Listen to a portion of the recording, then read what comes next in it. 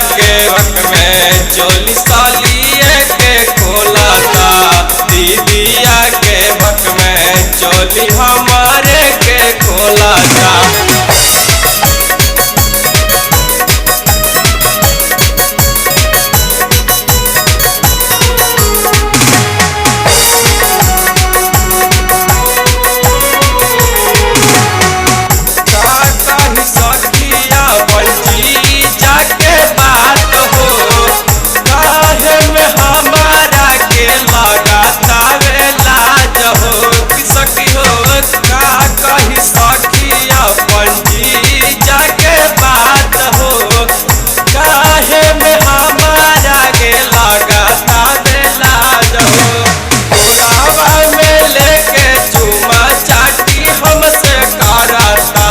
दीदिया के भक में चोली सालिए के खोलाता। दीदिया के भक में चोली हमारे के खोलाता।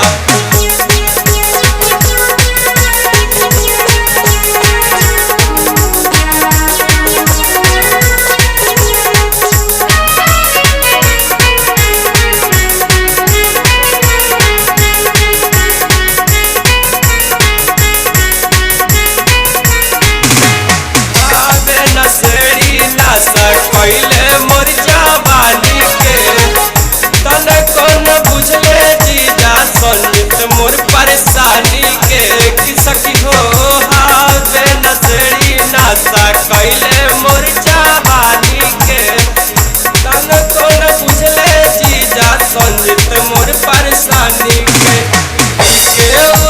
भाग हरदम मस्ती में डोलाता। दीदिया के भक में चोली सालिए के खोलाता। दीदिया के भक में चोली हमारे के खोलाता।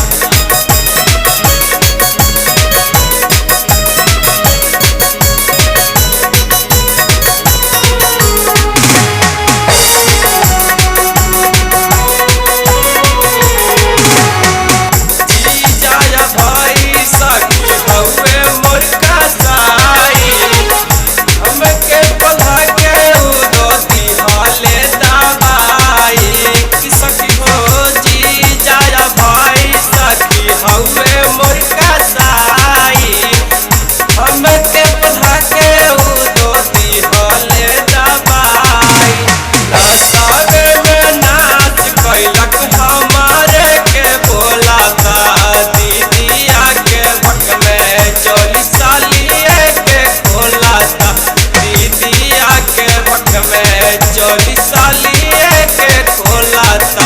अंजड़ी गंजड़ी ननसड़ी हो जीजा हमार भंगेड़ी हो। अंजड़ी गंजड़ी ननसड़ी हो जीजा हमार भंगेड़ी हो। आइली आज भांग पी के मौसती में डोलाता। दीदिया के वक्त में चोली साली